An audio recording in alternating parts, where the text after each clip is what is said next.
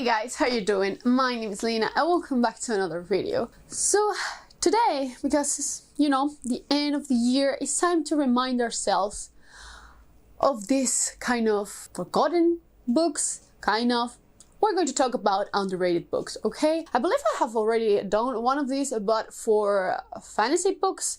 But this is a mixture of urban fantasy, science fiction, a little bit of everything. So let's just get started. And we're going to start with the series that I think is the most underrated. And I have said that many times already, but I will never shut up about it. And that is City of Lies by Sam Hawke, which is book 1 in the Poisonous War. Actually, book 2 just came out a couple of weeks ago. I hate myself because I didn't, because on accident, I didn't buy the same edition. Yeah, but that's another thing. So, City of Lies is a siege fantasy. And I'm calling it that because there's a siege. And it's a fantasy setting. Yeah. In this one, we follow 2 siblings. And one of them is a Jovan. He is the kind of master of poisons, kind of taster of this kind of king. Let's just call it king.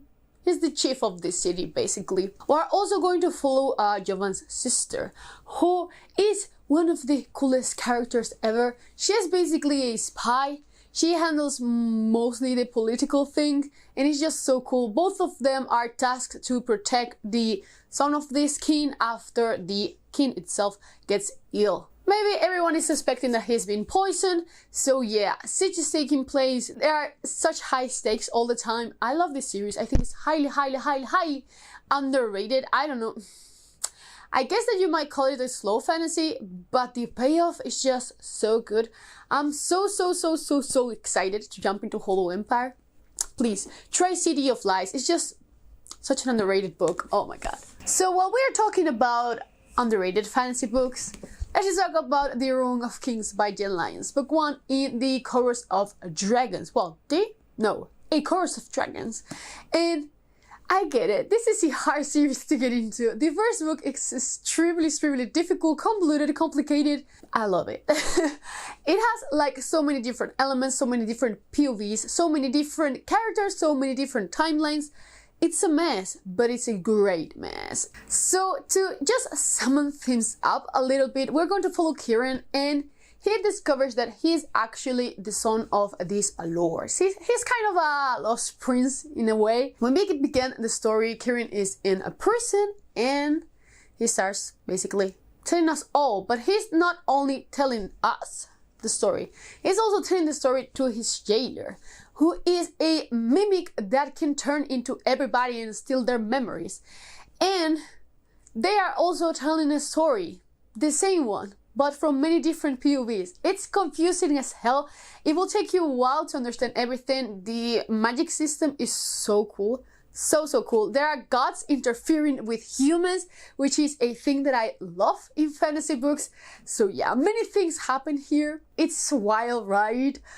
There's a great love, like polyamorous relationship in here. It doesn't show in the first book, but it shows in the third and in the second one. So good. But yeah, overall it's a great fantasy series and it's extremely overrated. Overrated? Underrated. Have I been saying overrated all the time? Have I? But this is extremely underrated. Even though it was quite popular when it first came out, not that many people have read it, and it's not that popular in BookTube anymore, but it's just so cool. The 4th book is about to come out in May next year, and I'm extra excited. Let's just talk a little bit about science fiction. Well, yeah, this is A Velocity Weapon by Megan E. O'Keefe. Will I ever shut up about this book? Probably not. But this is a great science fiction. I think that it's a great step into science fiction also. Even though it's kind of convoluted sometimes, it's playing really well, and there's not like anything like too related to hard sci-fi, so I think it's a great introduction to it. I will highly recommend this one if you want to read more science fiction. It's great. We are also following 2 siblings. Isn't that nice? Like in City of Lies, we are going to follow in the first place Sunder, and one day she wakes up in this kind of alien ship. Well, it's basically an enemy ship, and the AI of this ship, which is super cool by the way, tells her that the war she was fighting has ended and 230 years have passed. Basically everyone is dead. Yeah. At the same time, we're going to follow Sunder's brother 230 years prior, with all the maneuvering of the war. It's just so cool. I don't want to spoil too much about this book because it has many twists and they are so well done. So I don't really want to spoil it. I think it's fantastic. The less you know about it, the better. That's how I went into this one and I thoroughly enjoyed it. I have Chaos Vector on my shelves and I'm about to read it next month because I've heard that it's even better than the first one. So I really cannot wait. Now let's add some urban fantasy to the mix. This is The Last Smile in Sunder City by Luke Arnold, and I discovered this book this year, probably the beginning of this year. And you know, I immediately bought it because I've heard Holly from Holy Hearts Books said this is a great mixture between The Wolf Among Us and Alien Noir, and I was just like, that sounds fucking incredible. I'm just going to buy it. And I did. It was even on my 5-star predictions kind of TBR. And I have to say, I wasn't that wrong. I ended up giving this one 4 stars. It's a debut novel. Still, it's super solid, super good. I love the world. It reminded me a lot of the TV show Carnival Row, but without all the romance stuff. So it was a win for me. But basically in this one we follow Fetch, and in this world magic basically has died, like completely died. So every kind of magical creature, it's kind of broken now. So for example, vampires are getting like really old really fast. All the years are coming back basically. Banshees can no longer talk. There's kind of a mermaid here that's just so fucked up also. But it's great. It's a great concept to explore how magic affects like the magical beings. So cool. So Fetch is basically asked to find this missing vampire, and I'm just going to leave it at that because again, this book has many twists. We are also following dual timelines, the past with Fetch and the present as he's searching for the vampire. It's just so cool. I really enjoyed it. I already bought the sequel also because I thought this was so solid. The world is fantastic. I think that the only thing that was kind of a miss for me was the characters. They felt a little bit flat sometimes, but I'm just so excited to jump into the second one. I think that it's going to be even better.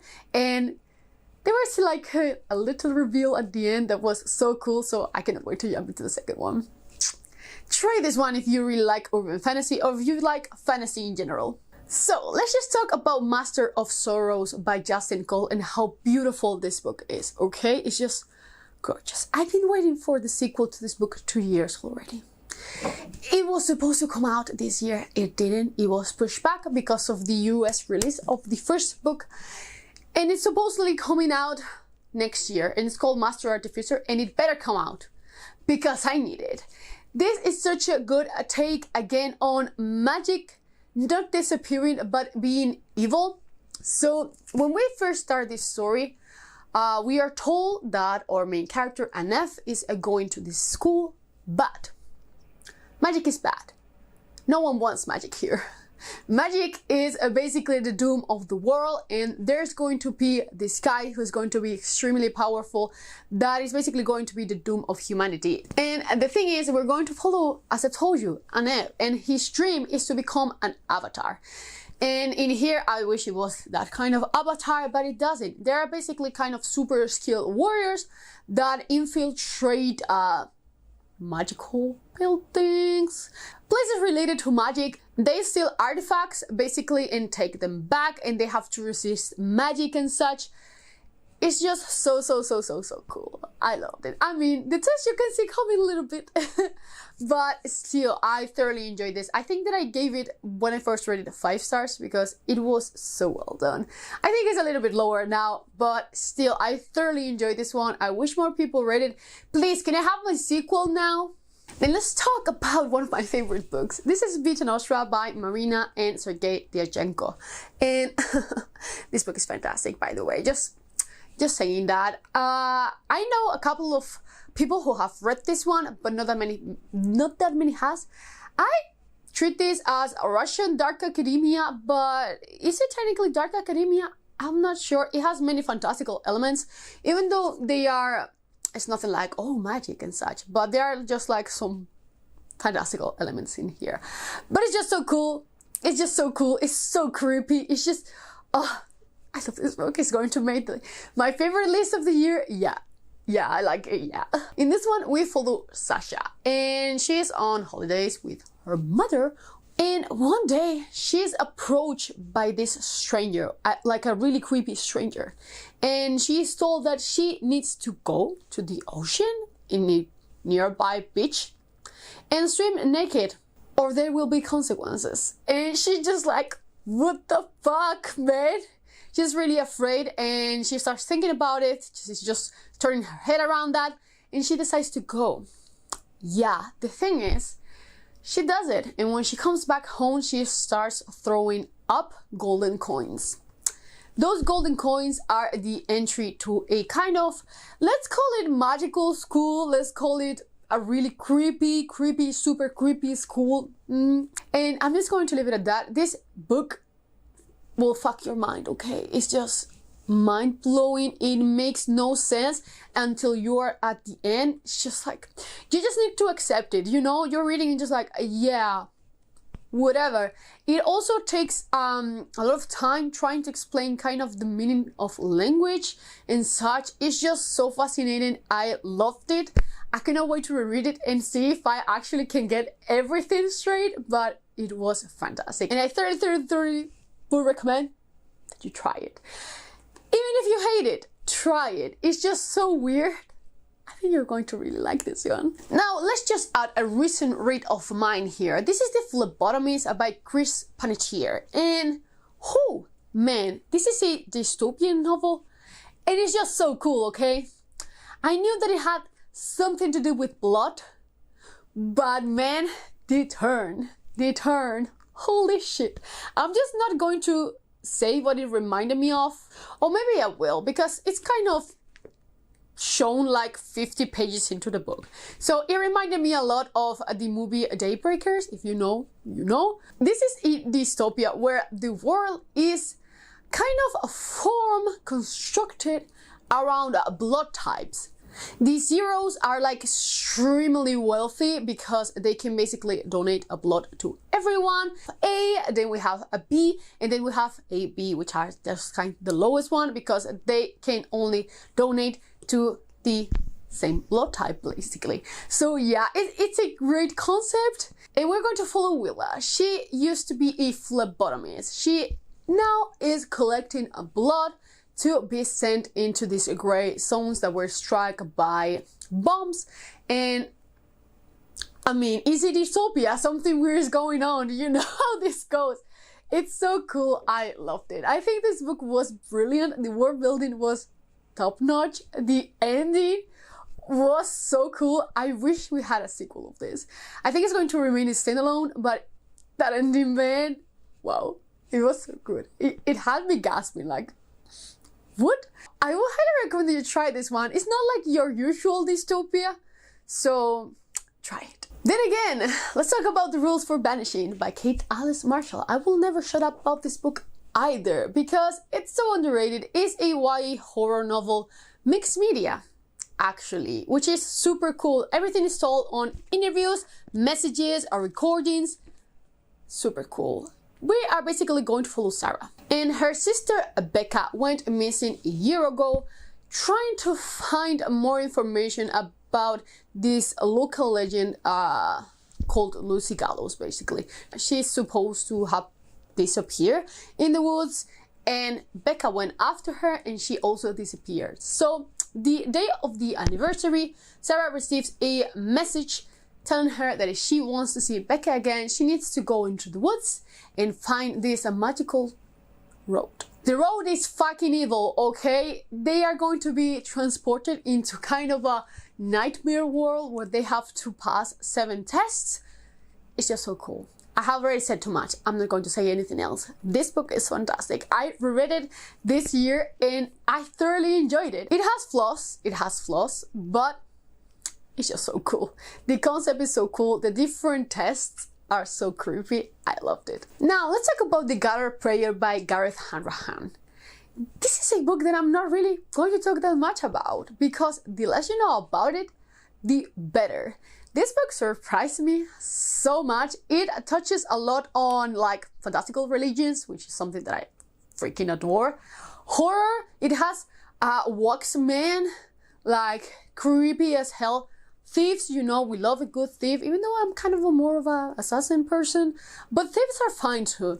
And we also have a city that feels as a part of the story. It's just so cool. It feels like it has like a role to play in the story. It's so cool. We basically follow these 3 thieves trying to pull out this super cool heist, and the thing they stole is not exactly what they thought. I'm just going to leave it at that. It's just so cool. Go into this one not knowing that much. You're really going to like it. It's dark fantasy. It's just super cool. I would highly recommend this one. I know that it sounds really vague, but the less you know, the better. I mean, how could I not include this here? Let's talk about Empire of Silence by Christopher Rocio, because obsessed? No. This is only like my second favorite science fiction series, perhaps. It's just so cool. The 3rd book, I will never shut up about the 3rd book, okay? It's just perfection. The 3rd book is perfection. This one has some flaws, I will say. I'm not the hugest fan of this book, even though I have given them all 5 stars, because I love the concept so much, and the story and the character, it doesn't matter. This one, yeah, it has flaws. I actually think it's a debut novel, if I'm correct. In this one, we follow Adrian Marlowe, and the thing is, when we start the story, we discovered that he blew up a sun, basically annihilating an entire solar system. And we're here to basically find out why, how, and all the mistakes he has made all over the years, which have been many, if I'm being honest. But we're going to follow him since he's a teenager, and it's just incredible. This first one is full with alien relics, gladiators. Yeah, gladiators, I know. And good friendships. Is just super cool, okay? Super cool. We learned basically how everything works, and it's just amazing. I like the next ones a better 100%, but you should definitely give this series a try. They also use swords, like a space with swords, and everything has an explanation. It's just so cool. The 3rd book is really heavy on the science fiction horror. Amazing. I love this series. Now, this is the last official one, so let's talk about Not Even Bones by Rebecca Schaffer. I think that I have never heard anyone talk about this series, and I like this one a lot. Even though I didn't give any of the books 5 stars, I think they are super cool. This is an urban fantasy, more leaning into the fantasy than the kind of urban fantasy. The typical urban fantasy, because in this world, every human knows that monsters are real. They are actually cataloged and listed between dangerous and non-dangerous. So we are going to follow Nita, or a main character, and she's a little bit weird, okay? She just really likes to chop people into pieces.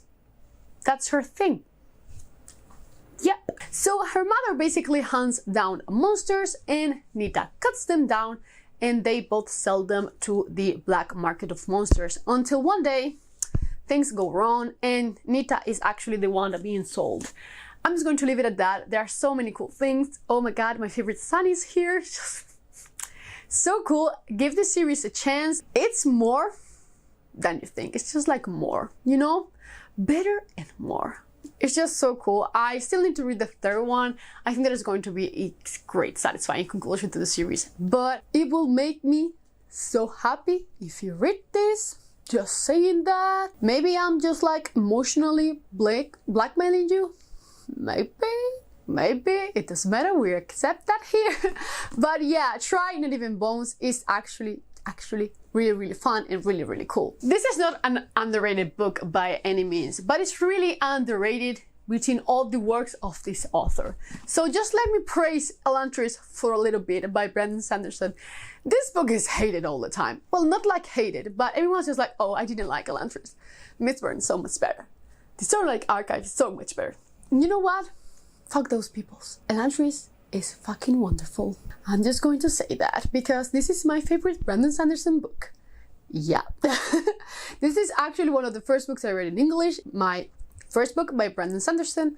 I still love it. I still think it's not the best one. Yeah, no, it's not the best one. But still, for me, it works great. The cool thing about this is Elantris. Elantris was a city that worked thanks to basically the magic of these kind of gods. And for some reason, one day the city started to kind of rot, and also all the people inside. At the same time, people on the outside start showing this kind of symptoms, and once they do, they're basically thrown into Elantris and we just forget about them. So we're going to follow 3 different main characters. The first one is Rauden, and he was supposed to get married, but he starts showing up symptoms of this disease, so he's thrown into Elantris. We're also going to follow Sirens, the girl who was supposed to marry Rauden. She's amazing. She handles like the political intrigue part of the novel. So cool. Sirens is a great main character. If you didn't love Bean, you're going to love Sirens. She's amazing. And we're also going to follow a priest called Haraften. And I'm not going to say much about Haraften. I don't know how to pronounce it correctly, but his arc is one of the most interesting of the 3. Even though I'm a huge fan of the other 2, Haraften's part was fantastic. But yeah, I just love like kind of dead, abandoned cities, so this book works perfectly for me. I love it. The whole mystery surrounding the magic is fucking amazing. So yeah, it's still really underrated, even though it's probably one of the most read books of all time, probably. But still deserves some love, okay? It still deserves it. So yeah, those were my picks for the most underrated books. Not ever, but just like the ones that I love the most that are really underrated. I will do another one of these in the future because these books need some love. But have you read any of these? I'm pretty sure that you've never read The Phlebotomist. I bet. But yeah, have you read any of these? Have you liked any of these? Have you hated any of these? Please let me know down in the comments below. And you know what? As always, I will see you in the next one. Bye!